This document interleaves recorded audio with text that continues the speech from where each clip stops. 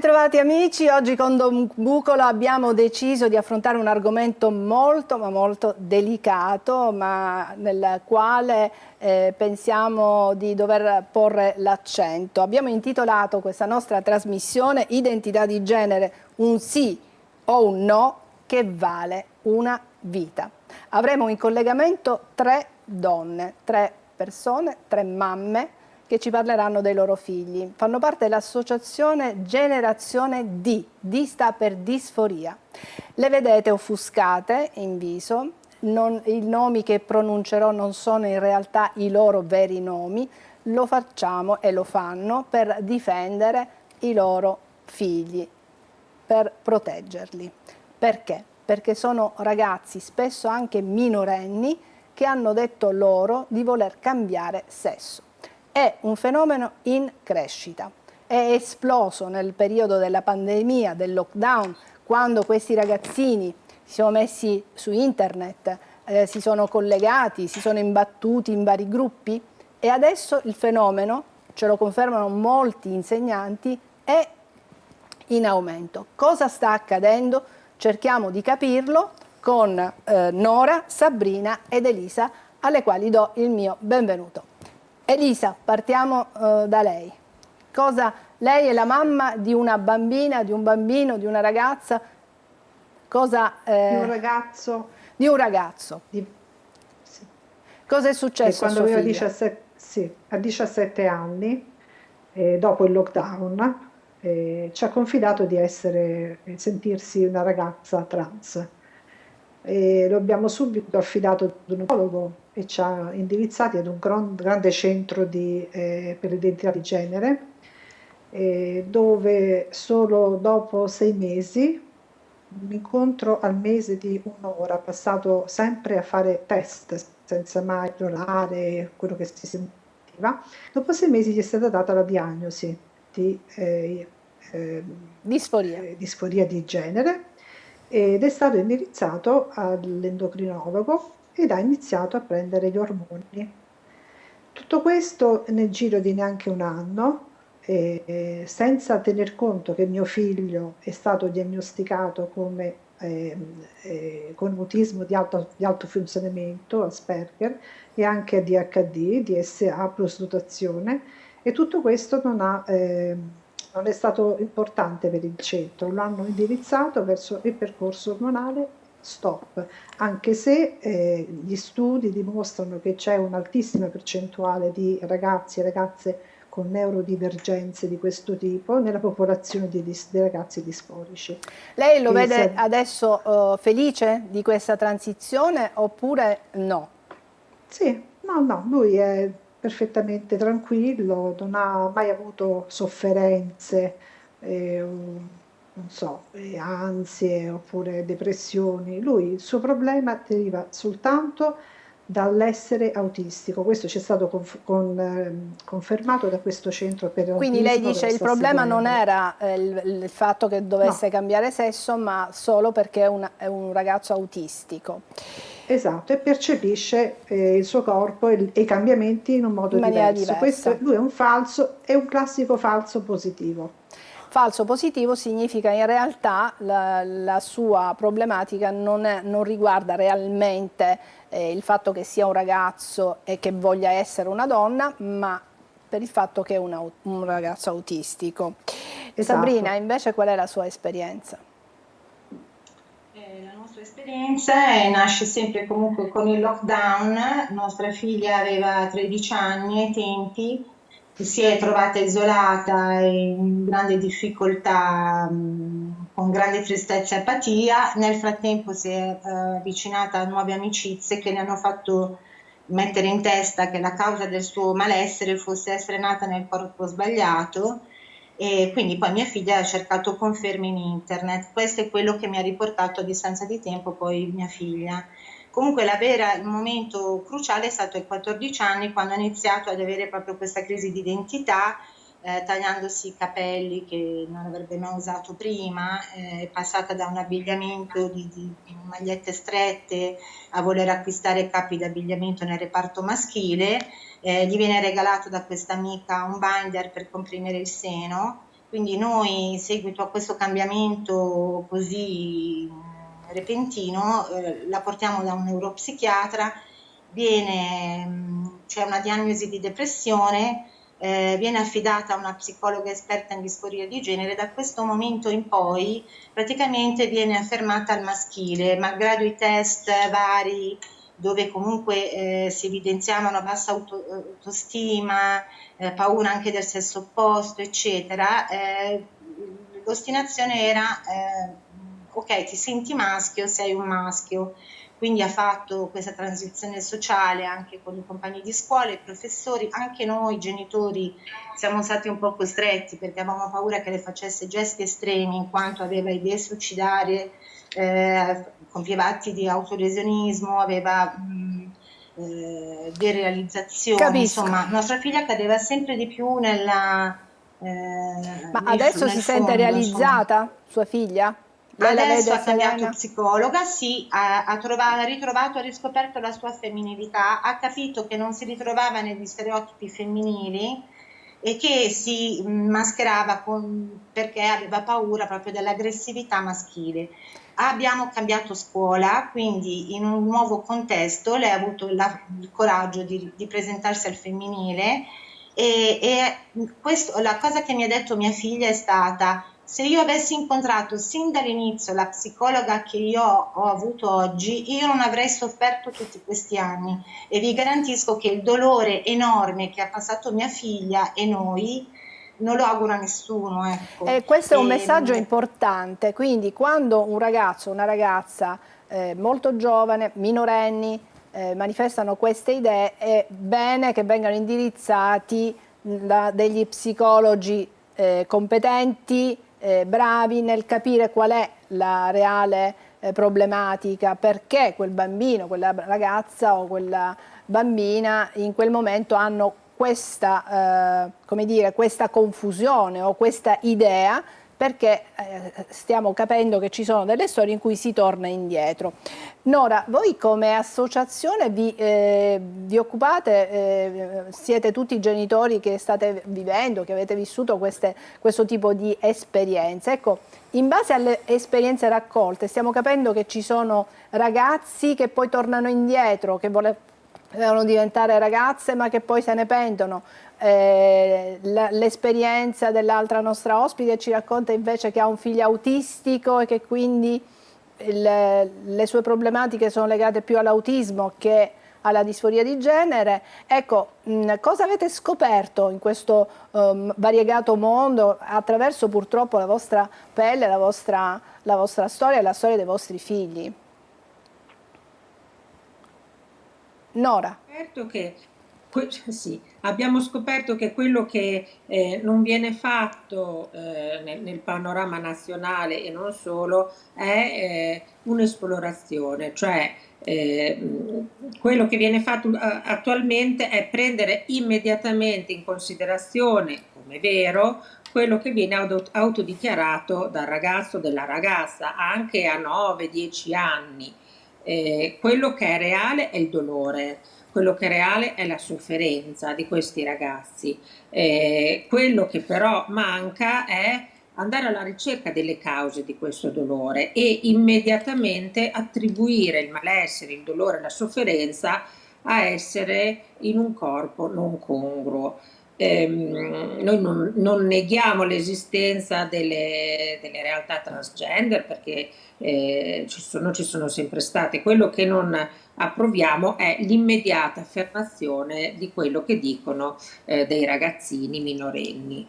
Quindi cioè voi dite se chiediamo. siamo di fronte a un ragazzino di 13 anni cerchiamo di approfondire bene, di capire veramente se quello è il suo problema oppure no, indaghiamo. Invece voi dite ci sono dei percorsi molto veloci, non solo, ma c'è anche tutto un mondo che vi spinge ad accettare immediatamente questa condizione. Se un bambino, un ragazzino arriva a scuola e dice io adesso voglio usare un nome femminile, per esempio, l'insegnante subito deve accogliere perché sennò viene considerato un omofobo, insomma una persona che stigmatizza, che non accetta certe situazioni. Don Bucolo, siamo di fronte a dei genitori che vogliono occuparsi dei figli, esatto, che non sono dei moralisti. La pastorale familiare di cui tu ti occupi nella diocesi esatto di Catania affronta anche di queste problematiche? Allora, io ascoltando i racconti di Nora, Sabrina e Elisa, quello che mi passa e che non mi era mai passato come in questo momento è la paura non del mondo giovanile, cioè il fatto che dei ragazzi, degli adolescenti possano manifestare queste problematiche. Ci sta, perché è in fase di crescita, è normale che un ragazzo potrebbe mostrare delle difficoltà nella sua identità di genere perché siamo in un fase di sviluppo. Quello che mi fa paura è il mondo adulto nel modo di affrontare queste problematiche, quindi non è il problema in sé che i ragazzi manifestano, ma la soluzione che noi adulti proponiamo in modo molto affrettato, senza fare le giuste indagini. Questo mi impressiona. Il fatto che dei genitori hanno vissuto questo, perché in questi genitori vedo un pre e un post. Un pre nel senso si sono trovati dinanzi a questa situazione spiazzati, dinanzi a un protocollo accelerato e dinanzi alla quale loro non potevano fare nulla perché, ecco, mi pare di passare tra le righe che lasciar stare così, se no questo ragazzo, non lo so, potrebbe suicidarsi, farsi quest'autolesionismo, per cui un genitore giustamente si trova bloccato. Vedo ora un post dei genitori che prendono in mano la situazione, che si informano, che si formano, soprattutto che fanno rete. Questo è molto importante, no? Perché quando uno si trova da solo ad affrontare questo problema è normale che si sente debole, si fa delle domande, si sente isolato. Ma quando questi genitori in questa associazione si mettono in rete e arrivano a dei luoghi comuni, a dei principi, a delle verità, e allora comprendo che qui il ruolo genitoriale assume un valore grandioso. C'è dei genitori che realmente, veramente vogliono prendere in mano la situazione, capire veramente ed affrontare il problema nella verità e nella giusta gradualità. E di questo io veramente scopro una cosa straordinaria che non avevo mai e poi mai sentito con le mie stesse orecchie. Eh sì, perché qui stiamo parlando, giustamente, quando si decide di cambiare sesso, ci sono delle terapie ormonali da fare per tutta la vita. Mi confermate che le terapie ormonali, se sono dei ragazzini adolescenti, 13-14 anni, addirittura ancora più piccoli, perché voi mi dite che in associazione avete dei genitori i cui bambini addirittura hanno manifestato questo desiderio di cambiare sesso, quindi ci sono degli ormoni che bloccano la pubertà. Quindi sono dei passi, ecco perché abbiamo intitolato la trasmissione Un sì o un no che vale una vita. Esatto. Dalla terapia ormonale poi si passa anche a quella chirurgica, quindi sono dei passi molto importanti e noi capiamo il fatto che dei genitori siano, come dire, cauti, dice, ma se il bambino è veramente il suo desiderio e quella la sua problematica, oppure c'è qualcos'altro che anche noi genitori dobbiamo scoprire. Mio figlio ha un disagio. Una delle nostre ospiti parlava che la figlia era stata bullizzata, quindi probabilmente. E poi soprattutto che ha chiaramente dei passi irreversibili, cioè non è un qualcosa in cui dice B, ho sbagliato, aspetta, ritorniamo indietro, una parola. Ci sono delle cose, chiaramente un trattamento ormonale e tutto ciò che viene di seguito poi diventa irreversibile ed è chiaro va a intaccare la vita di uno che ancora sta mettendo le basi per il futuro, e questo giustamente ci pone tantissime domande e tantissimi interrogativi. Nora, una delle vostre dei vostri dispiaceri è che spesso venite additati come dei genitori che non vogliono la felicità dei figli o delle figlie. Esatto. Viviamo in un mondo in cui esprimere dei dubbi, chiedere tempo, viene classificato come transfobico, omofobo, fascista, di tutto. In realtà noi chiediamo solo tempo per far capire ai nostri figli cosa vogliono veramente, ed è importantissimo. Il tempo spesso non c'è, perché moltissime storie di genitori, compresa la mia, raccontano che i genitori sono stati gli ultimi a sapere cosa stava succedendo ai propri figli.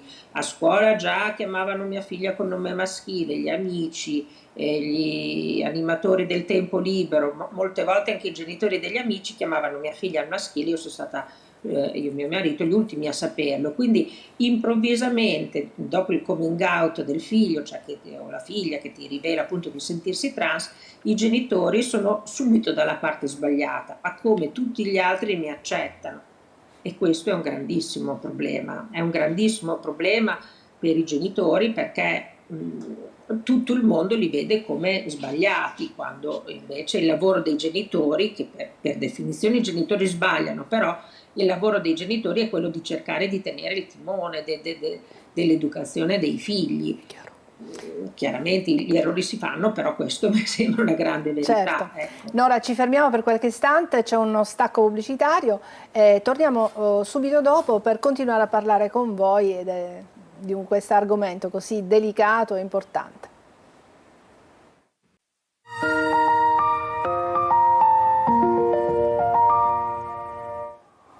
Eccoci, stiamo parlando con delle mamme che vedete con i volti oscurati perché vogliono proteggere i loro figli. Stiamo parlando di disforia di genere, di ragazzi spesso minorenni, ragazzi e ragazze, che ad un tratto hanno deciso di cambiare sesso. Questi genitori che si riuniscono e fanno parte di un'associazione che si chiama Generazione D, si riuniscono in associazione proprio per confrontarsi, per come dire, studiare il fenomeno, ma anche per informare su un fenomeno che è in crescita e sulle problematiche che ne conseguono, perché stiamo capendo che forse c'è molta superficialità, molto moralismo, e invece è qualcosa da affrontare con razionalità, studiando bene i passi da compiere, perché una transizione non è una passeggiata e un bambino spesso può anche non capirlo, perché ci sono degli ormoni da prendere a vita, ci sono degli interventi chirurgici da fare.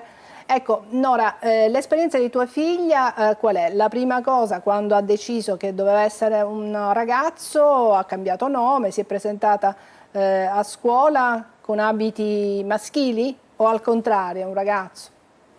No, io ho una figlia che a 14 anni ha deciso, ha capito grazie ai suoi amici di essere un maschio transgender dopo il lockdown e tutto il disagio che è conseguito per questi ragazzi. La storia è molto simile a quelle già sentite, quindi iniziale psicologa affermativa, autolesionismo, anoressia, finché insomma abbiamo studiato, abbiamo cambiato strada, e in 3 anni molto lunghi e faticosi mia figlia si era pacificata col suo corpo e con se stessa.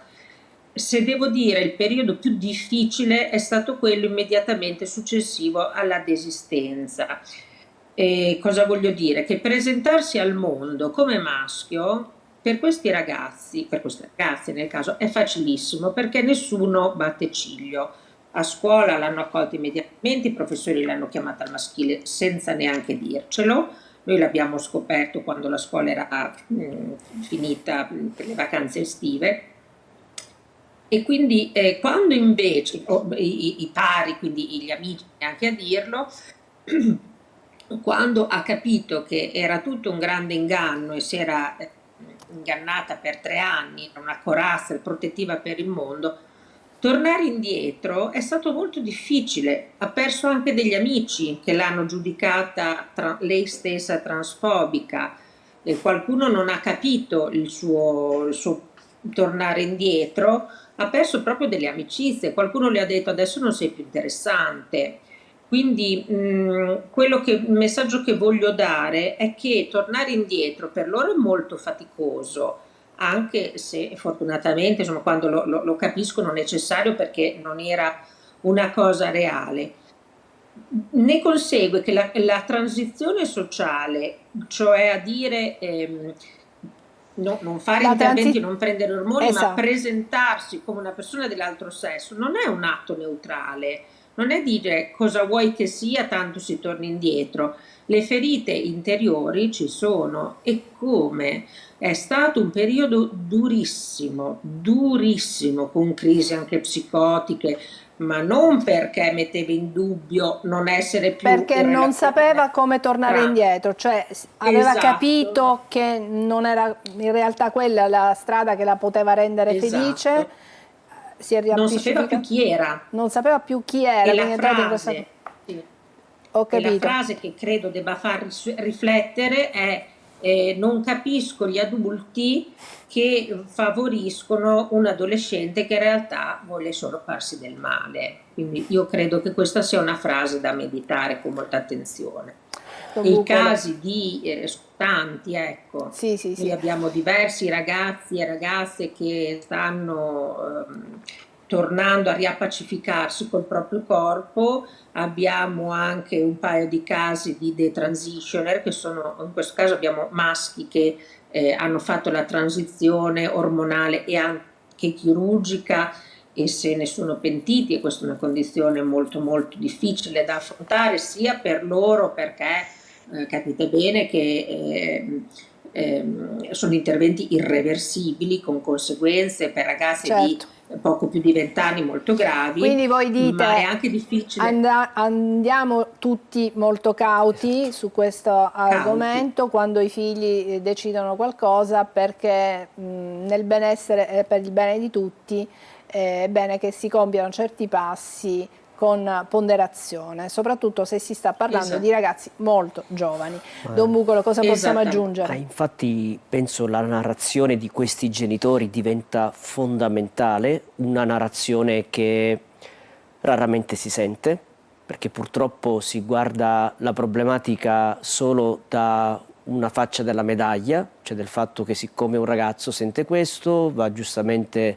Ma trova conferme, stiamo capendo anche su internet, sui social. Esatto, c'è il mondo social che afferma, esatto, in modo ponderante mostra questo aspetto. Se un ragazzo o una ragazza mostrano una certa, come dire, fragilità, una confusione, ecco, c'è tutto un mondo social, almeno da quello che io sto capendo da queste mamme, che invece agevola a muoversi su questa linea. Invece questi genitori invece ci vorrebbero degli psicologi seri che sappiano fare bene il loro lavoro e possano comprendere realmente qual è. E quindi una diagnosi più reale, una diagnosi più cauta, una diagnosi più vera. Ma il corpo non è sede...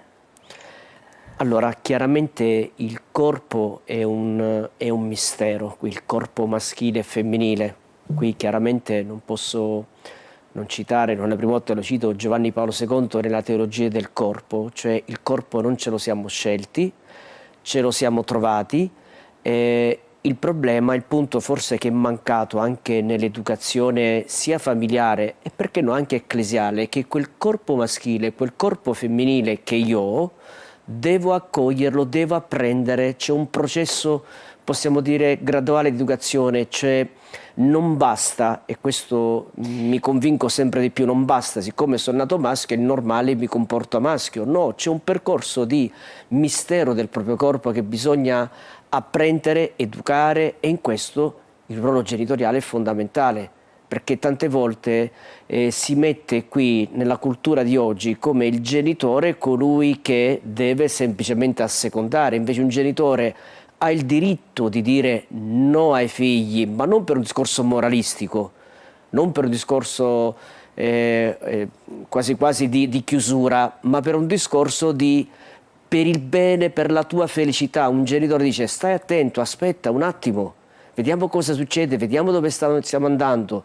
E qui vediamo come è normale che un genitore dinanzi a un ragazzo o adolescente ha una sua autorità. Oggi si sta mettendo in discussione il ruolo dell'autorità del genitore dinanzi a un ragazzo che ancora è minorenne, e questo un po', giustamente, mi fa un po' di paura.